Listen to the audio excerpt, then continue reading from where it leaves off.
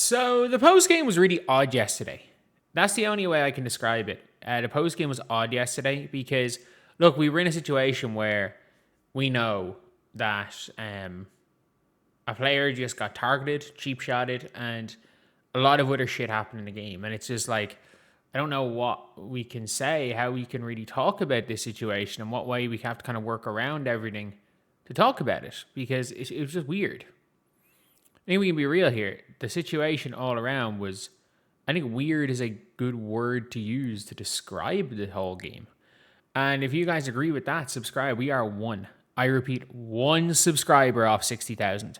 We might have hit it by the time this video comes out, but we are one subscriber off. Thank you guys so much. We gained 135 subscribers yesterday, and we gained like 65 today. Thank you guys so much. Again, eventually we'll hit 100K. Eventually we will, but you just never know. So yeah, anyway, we have got this one right here. And I've said it here about this game that it's hard to come out of this game with anything other than Kelsey Mitchell's offense was exceptional. The Fever's defense was horrendous. Caitlin Clark was brilliant. And then obviously Alyssa Thomas played well.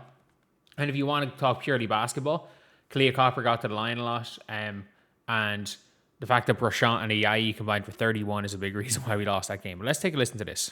What I'd add too is, let's not get it twisted. Caitlin's known more for her offense than her defense. So if you're Indiana and your problem's defense right now, it's tough to not have Caitlin in the game. But this team's shown that they can win without her.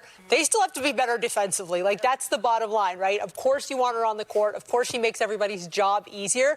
But they gave up 29 points in the first quarter. Like, they scored 35, but they gave up 29.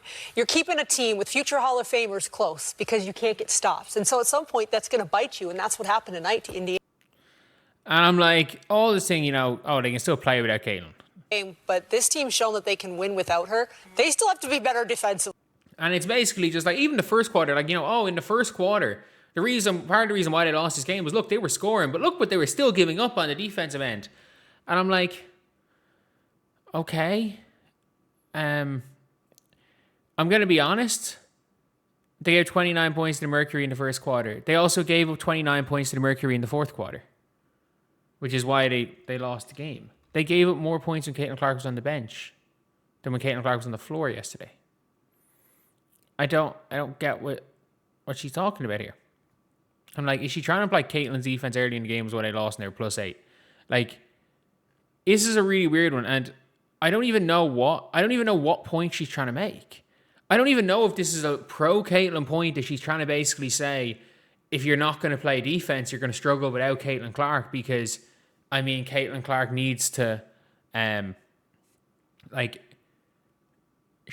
need Caitlin Clark because it's the only way they're going to outgun teams. I don't exactly know what she's trying to say here. But the point that what I'm getting from the point is that she's trying to, again, straight away, Caitlin's not known for her defense. And talking about the first quarter where Caitlin played nearly the whole thing. And I'm like, I don't know exactly what point she's trying to make. Like, I'm going to be honest. While talking about the game, about why the Fever lost the game, if you want to say this team struggles without Caitlin Clark offensively, cool.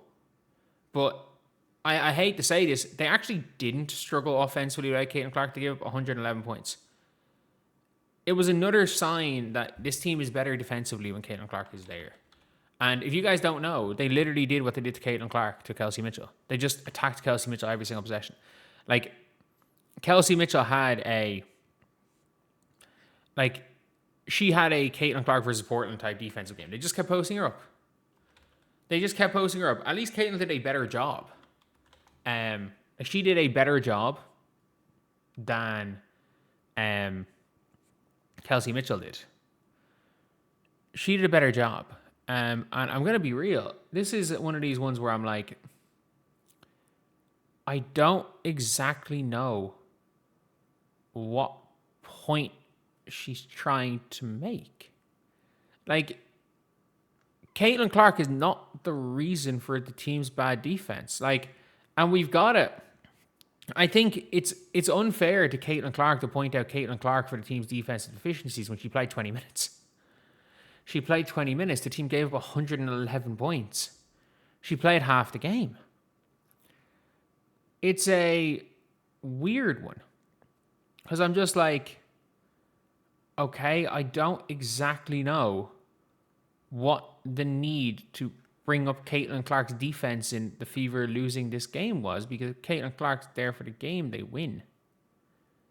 Like, I'm gonna say that confidently that the Fever win this game if Caitlin Clark plays.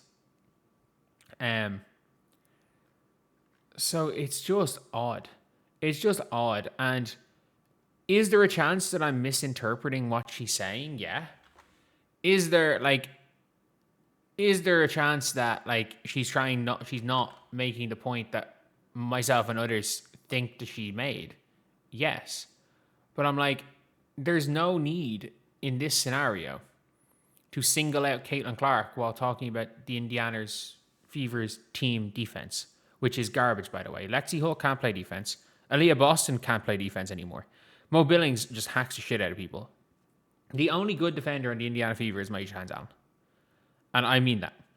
The only one that can actually win a matchup 1v1 against their man is Maisha Hands-On. That's it. That's it. And this is one of these things where it's like, even best case scenario, this is not trying to throw Caitlin under the bus. Like why in a conversation talking about how bad the Indiana Fever's defense is a player being singled out that wasn't on the floor? It is, and this is heavily implying that Caitlin Clark's defense was the reason why, or was at least part of the reason why the Indiana Fever were out of the game. And again, I don't know if this is the point that she's trying to make. But when you single out the name Caitlin Clark, when you mention her bad defense and then continue to talk about the team's defense being bad and that being the reason why they lost, it comes out as you're singling out Caitlin Clark's bad defense. I think it's as simple as that. It is at best a horribly made point, at worst completely dumb. And I don't know who this person is, so I'm not going to say that. I'll give her the benefit of the doubt that it was just a attempt at a good point that went horribly wrong. But again, net points for the season. Is this what? Wait, how long is this? Because I haven't seen Sophie Cunningham's net points was much higher than this at one stage. But you're looking at here in net points, Caitlin Clark has a -2 on defense, one of the better defensive players on the team. And then to again imply, this team's shown they can win without Caitlin. There's two very different teams. And it's just a weird one. Everything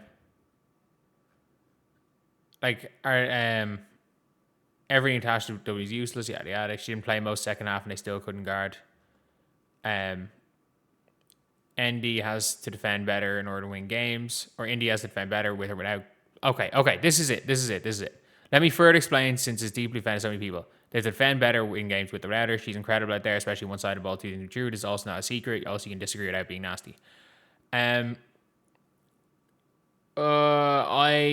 Fair play, in fairness, trying to explain. They have to defend better, win more games. I agree and I disagree. I think you can win games with the way the Indiana Fever play defense. I think the word better is subjective. I think if the Indiana Fever play more aggressively on defense and were able to force more turnovers, they could still concede 95 points a game and win, because they're just going to outgun teams. The problem is that the Indiana Fever as a defense are playing pickup ball. We're going to leave you on an island. We're going to go and let ISO play happen. We're going to go and let ISO situations happen. Instead of just constant trapping. I still think you can win with a kind of helter-skelter, concede a lot of points defense if you're just going to outgun teams. The problem is that this team, they're going out with a defensive identity that they're the 2024 Connecticut Sun. They have all these defenders. Well, the problem is that you don't have all these defenders because Maisha Hands-On's your best defender. But again, I don't like it deeply offended so many people. If she said, let me further explain, since I might not have got the point across the best, I'm okay with all this. But yeah, I don't understand. Even for this, they've defend better to win more games with or without CC. She's incredible out there. Especially on one side of the ball, two things can be true. That's also not a secret. Yeah, I'm being honest. It is. But I think this is more, as much as anything from this point, it's like, no matter what happens with the Fever, when the Fever lose, the name Caitlin Clark is always brought up in everything in the media. No matter what, even if she's not on the floor, it's her fault.